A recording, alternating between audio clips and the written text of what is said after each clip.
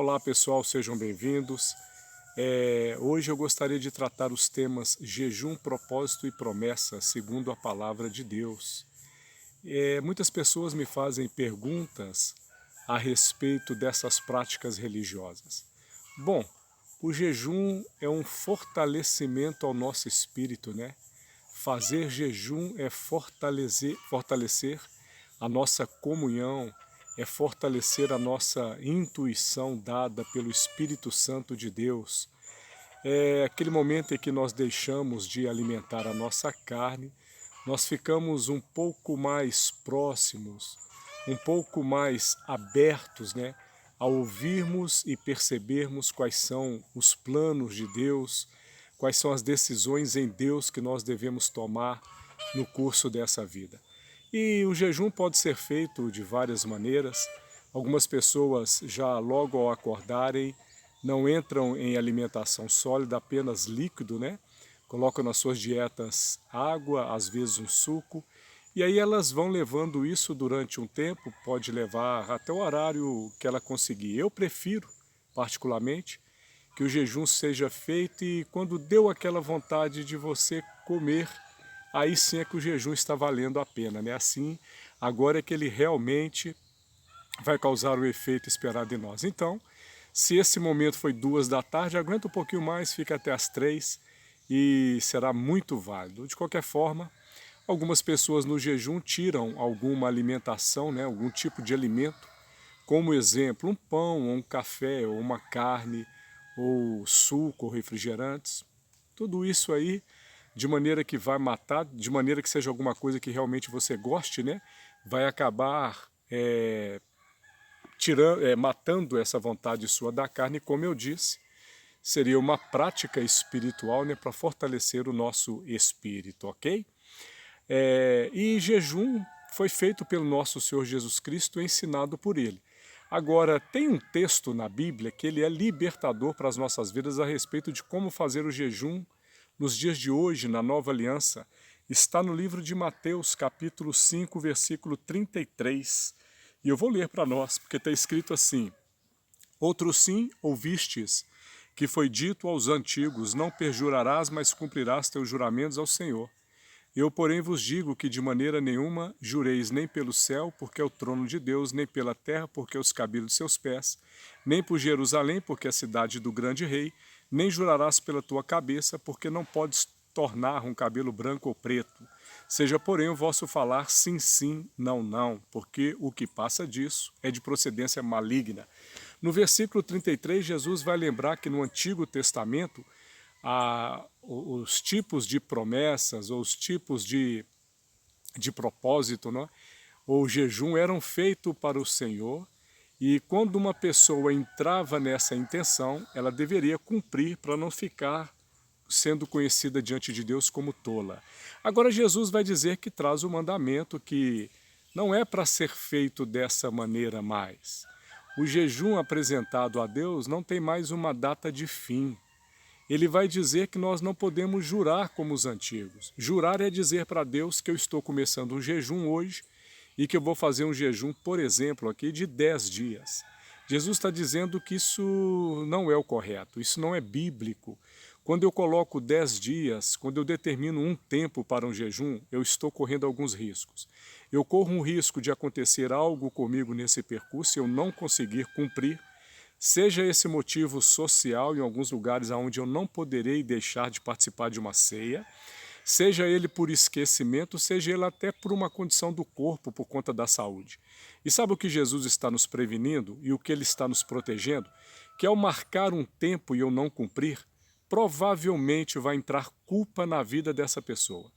Se eu prometer algo e não cumprir, vai entrar culpa, e eu já ouvi relatos de pessoas que nesse momento dizem, olha, eu quebrei no 5º dia e eu tinha prometido 10, então agora não serão 10 mais, eu vou fazer 20 para compensar. Então Jesus está nos ensinando a não ser dessa forma, porque dessa forma nós seremos escravos da nossa culpa e Ele removeu toda a nossa culpa na cruz.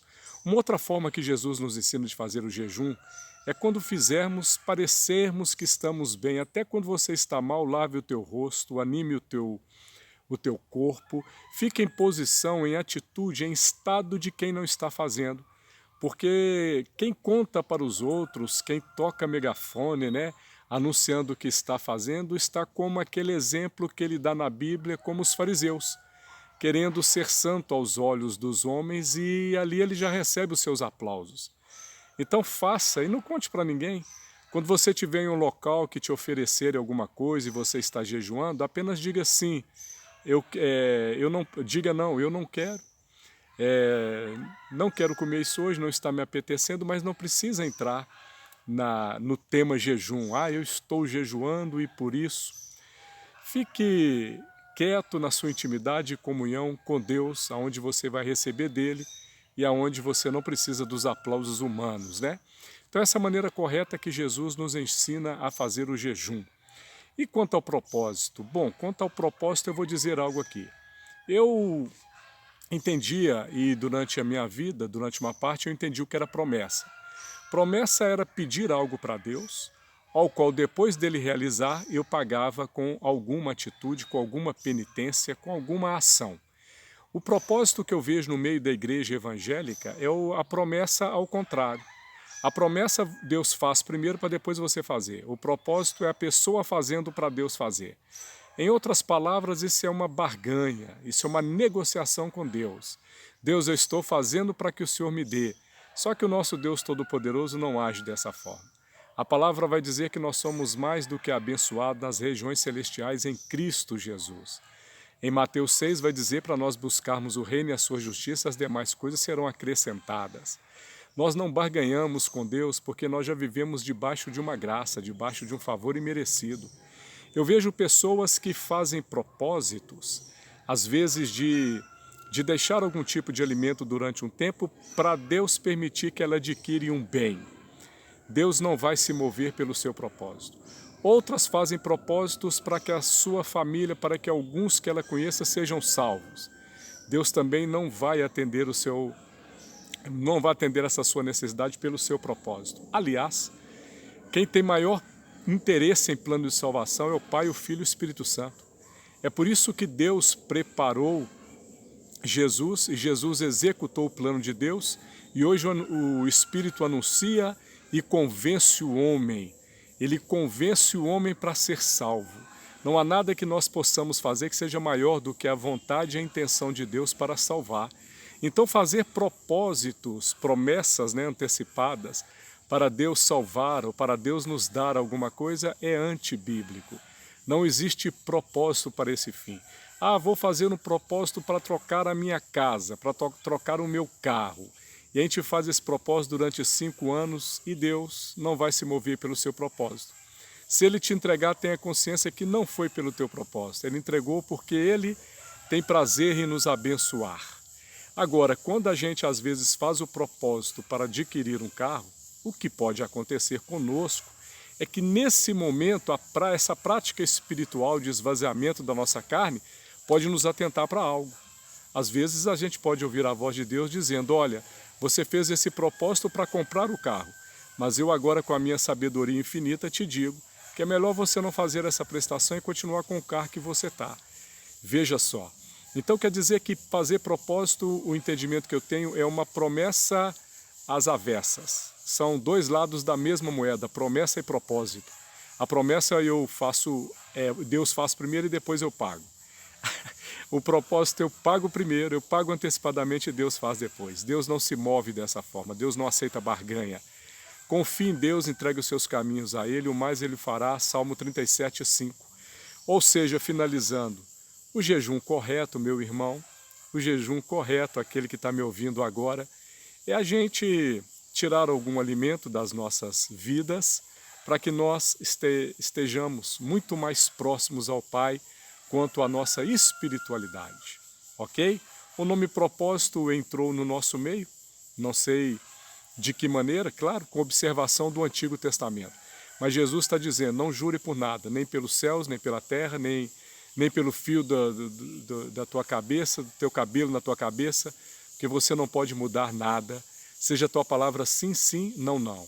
Eu começo um jejum hoje e eu termino esse jejum quando eu, com o Espírito Santo, acho que deve acabar. Então eu começo hoje, daqui 5 dias, vamos dar um exemplo.